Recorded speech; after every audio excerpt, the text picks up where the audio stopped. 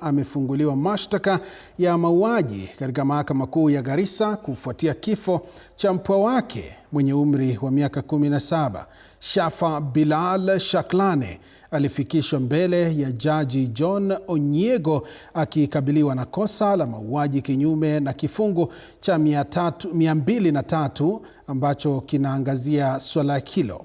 Mahakama iliambiwa kuwa marehemu alinaswa na kudhulumiwa kingono kabla ya kunyongwa hadi kufa. Inadaiwa kuwa mshtakiwa alipanga njama ya kumzika marehemu kwa siri, akiwapotosha watu waliomsaidia kwa kudai alifariki kutokana na ugonjwa wa homa ya dengu.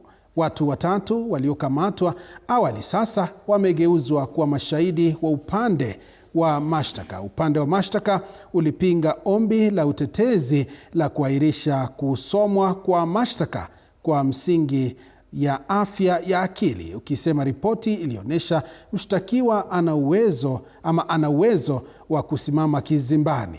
Mshtakiwa alikana mashtaka. Mashtaka yamesema yatatoa ushahidi ama mashahidi 9 akiwemo mtoto wa miaka 13 aliye chini ya ulinzi.